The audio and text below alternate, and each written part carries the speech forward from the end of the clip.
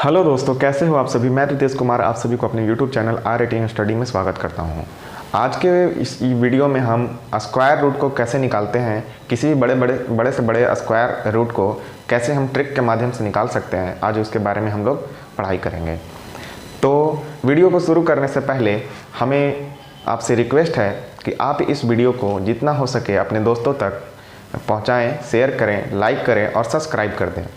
आइए हम इस वीडियो को शुरू करते हैं। जैसा कि हम देख सकते हैं कि ये हमने कुछ एक टेबल बना रखा है, इधर भी एक टेबल बना रखा है और यहाँ पे कुछ क्वेश्चन हैं जिनको हम सॉल्व करेंगे।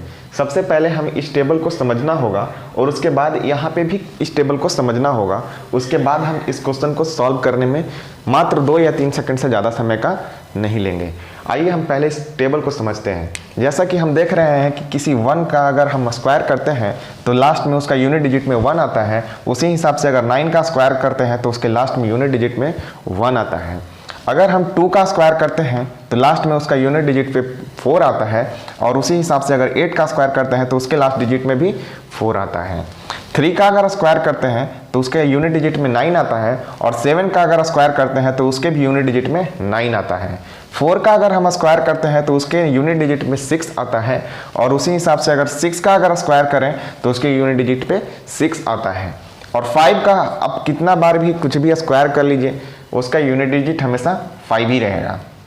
तो इससे हम इस टेबल को हमको देखने से यह पता चलता है कि अगर किसी क्वेश्चन के यूनिट डिजिट में ये सारे नंबर हो तो उनका आंसर का यूनिट डिजिट ये सारे नंबर हो सकते हैं। तो आइए हम पहले समझते हैं कि अगर हमारा क्वेश्चन के यूनिट डिजिट में अगर 1 अगर लिखा हुआ है तो उसके आंसर का यूनिट डिजिट क्या क्या हो सकता है।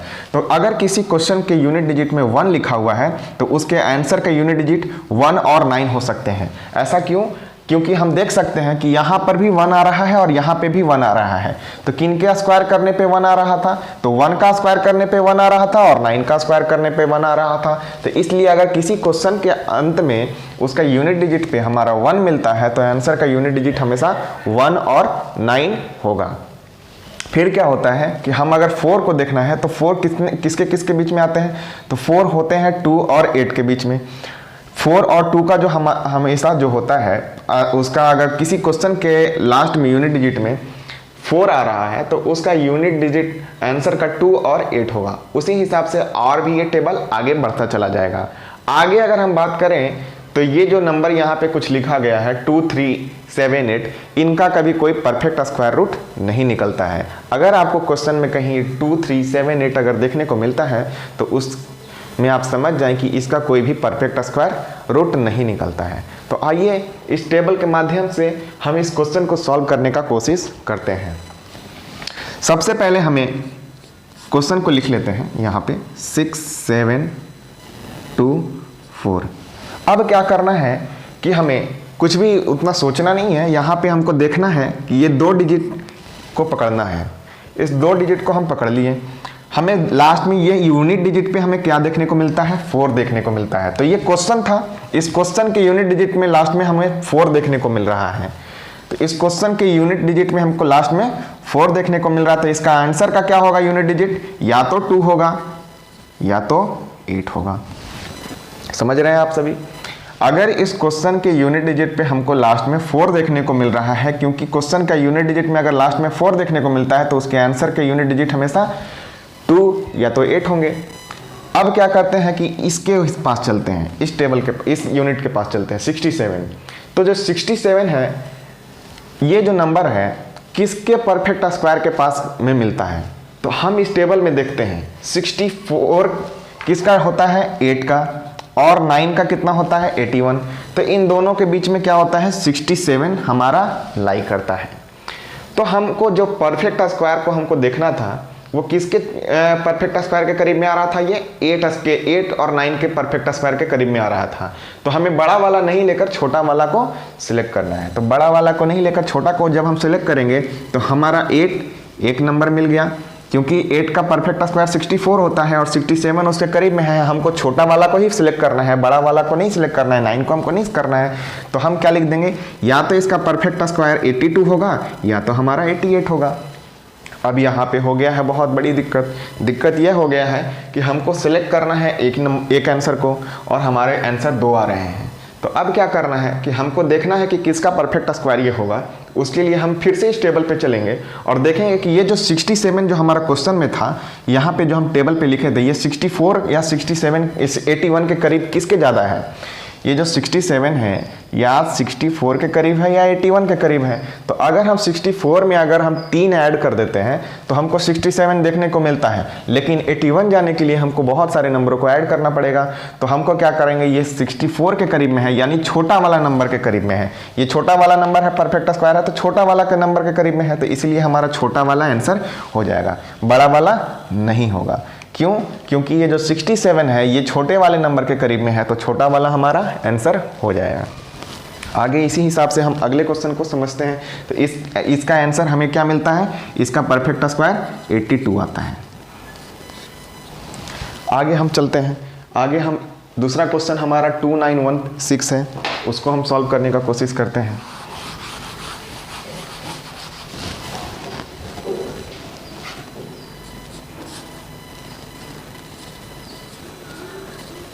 आइए इसको सॉल्व करते हैं। सबसे पहले क्या करना है, हमें इन दोनों डिजिट को पकड़ना है। इन दोनों डिजिट को पकड़ लिए। क्वेश्चन का क्या है, हमारा यूनिट डिजिट 6 है, तो इसका आंसर का यूनिट डिजिट क्या होगा, 4 और 6। क्या होगा, 4 या तो 6, यही होगा। अब क्या करना है, अगले 2 डिजिट को हमको पकड़ना है। इस 2 डिजिट को हम पकड़ लिए। अब क्या करना है कि इस 2 डिजिट को हमको फिर से चेक करना था इस टेबल पे कि किसके स्क्वायर के करीब में है, परफेक्ट स्क्वायर के करीब में है। तो यहाँ पे 29 किसके स्क्वायर, परफेक्ट स्क्वायर के करीब में आएगा। तो हम जानते हैं कि 25 के ऊपर आता है 29 और 36 के नीचे आता है। तो 29 हमारा कहाँ पे आ रहा है दोस्तों, यहाँ पे आ रहा है। तो हम पहले भी जब क्वेश्चन को सॉल्व कर रहे थे तो उसमें हमने देखा था कि हम परफेक्ट स्क्वायर किसको लेते हैं, बड़ा वाला को ना लेकर छोटा वाला को लेते हैं। तो हमारा जो आंसर होगा वो क्या होगा, या तो 54 होगा या तो हमारा 56 होगा। 5 कहाँ से सिलेक्ट किया मैंने, 5 यहाँ से सिलेक्ट किया। क्यों? क्योंकि ये 29 परफेक्ट स्क्वायर के किसके नीचे है, किसके करीब में है, तो 5 के करीब में है। बड़ा वाला को तो नहीं लेना था, तो 54 हो गया या तो 56 हो गया। अब क्या करना है कि हमको सेलेक्ट करना है कि 54 हमारा आंसर होगा या फिर 56 होगा। तो आइए यहाँ पे फिर से हम इस दोनों में कंपेयर करते हैं कि 29 जो है हमारा ये 25 के करीब में है या 36 के करीब में है। तो हम लोग जानते हैं कि 25 में अगर 4 ऐड कर दें तो हमारा 29 बन जाता है, और 36 के जाने के लिए हमको बहुत सारे नंबरों को ऐड करना पड़ेगा। हमें 7 नंबर को ऐड करना पड़ेगा उसमें। तो हमें क्या करना है, यहाँ पे जो हमारा आंसर होगा वो ये छोटा वाला के ज़्यादा करीब है, यानी 25 जो है 29 के ज़्यादा करीब है, तो इसलिए हमारा छोटा वाला आंसर हो जाएगा। तो इसका परफेक्ट स्क्वायर क्या हो जाएगा दोस्तों, 54। तो देख सकते हैं कि कैसे हमने थोड़ा सा दिमाग लगाकर, थोड़ा सा ट्रिक के माध्यम से कैसे हम बहुत आसानी से किसी परफेक्ट स्क्वायर रूट को आसानी से निकाल लेते हैं। आइए बड़े और भी हम नंबर को देखते हैं यहाँ पे। तो 6084। अब इसका हमें परफेक्ट स्क्वायर निकालना है। हमने इन दोनों नंबर को पकड़ लिया। पकड़ने के बाद क्या करना है, इस टेबल पे जाएंगे। इस टेबल में देख रहे हैं कि लास्ट में क्वेश्चन का यूनिट डिजिट 4 है, तो 4 है तो इसका आंसर का यूनिट डिजिट कितना होगा, 2 और 8। 2 और 8 होगा दोस्तों। अब इसका हमको परफेक्ट स्क्वायर सिलेक्ट करना था। सेलेक्ट करने के लिए हम कहाँ पे जाएंगे, इस टेबल में आएंगे। इस टेबल में हमको क्या देखना है कि 60 किसके परफेक्ट स्क्वायर के करीब में है। तो 60 जो है हम देखने को मिलता है कि 8 के 64 होता है और 7 का 49 होता है। तो किन दोनों के नंबरों के बीच में आ रहा है, तो 8 और 7 के परफेक्ट स्क्वायर के बीच में आ रहा है, स्क्वायर के बीच में आ रहा है यहाँ पे। तो हमें छोटा वाला को सिलेक्ट करना है, तो हम छोटा वाला को पहले सेलेक्ट कर लेंगे। क्यों? क्योंकि हमारा परफेक्ट स्क्वायर 7 के करीब में ज़्यादा आ रहा है। तो 7 हो जाएगा, या तो 72 होगा या तो 78 होगा। हमने इतना लिख लिया। अब क्या करना है कि ये जो 60 है यहाँ पे, ये जो 60 है यहाँ पे, ये 64 के करीब है या फिर 49 के करीब में है। तो हम जानते हैं कि ये 64 के ज़्यादा करीब में है, बड़ा वाला के ज़्यादा करीब में है, तो इसलिए हमारा ये बड़ा वाला आंसर हो जाएगा।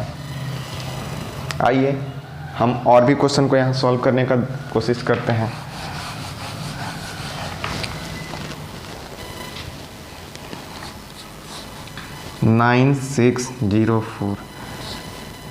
लास्ट में इसका भी यूनिट डिजिट 4 आ रहा है।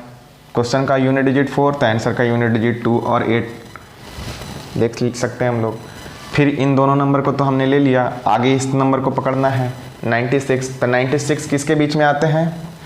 तो 81 और 100 के बीच में आते हैं। तो हमको छोटा वाला स्क्वायर को लेना है, तो 9 हो जाएगा। या तो 92 का होगा या 98 का स्क्वायर रूट होगा ये। तो हमको क्या करना है, इसमें सिलेक्ट करना है कि किसके करीब में ज़्यादा है। तो यहाँ पे 96 को हम लिख दिए। तो 96 100 के करीब में होता है या 81 के करीब में होता है? तो हम जानते हैं कि 100 के करीब में होता है, तो बड़ा वाला के करीब में होता है, इसलिए हमारा बड़ा वाला आंसर हो जाएगा।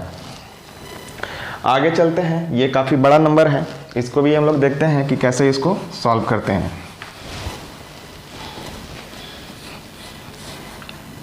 25281। अब यहाँ पे हम देखते हैं कि इसका क्वेश्चन का जो यूनिट डिजिट है वो क्या आ रहा है? 1 आ रहा है। तो 1 आ रहा है तो इसका आंसर का यूनिट डिजिट क्या होगा दोस्तों? 1 होगा या तो 9 होगा। अब क्या करना है, इन दोनों नंबर को तो हम जानते हैं कि पहले 2 नंबर को हमको पकड़ लेना है, तो 2 नंबर को पकड़ लिए थे। बाकी हम देख सकते हैं कि यहाँ हमें 3 डिजिट देखने को मिल रहा है।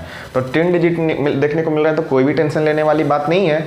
हमें क्या करना है कि इसमें जो 3 डिजिट मिल रहा है, इसमें हमको देखना है कि ये परफेक्ट स्क्वायर किसके करीब में ज़्यादा है। तो हम देख रहे हैं कि 252 जो है ये 225 और 256 के बीच में आ रहा है, मतलब कि जो हमारा 15 का स्क्वायर और 16 का स्क्वायर के करीब में आ रहा है। तो अब हमें क्या करना है, पहले हमको क्या करना रहता है कि छोटा वाला स्क्वायर को हमको यहाँ लिखना होता है। तो 151 होगा या तो इसका 159 स्क्वायर रूट होगा। अब हमको कैसे इसमें पता करना रहता है कि किसके करीब में ज़्यादा है, तो हम देख सकते हैं 252 जो है 256 के ज़्यादा करीब में है। तो 256 के ज़्यादा करीब में है, तो इसलिए हमारा बड़ा वाला आंसर था, तो बड़ा वाला आंसर यहाँ पर हो जाएगा।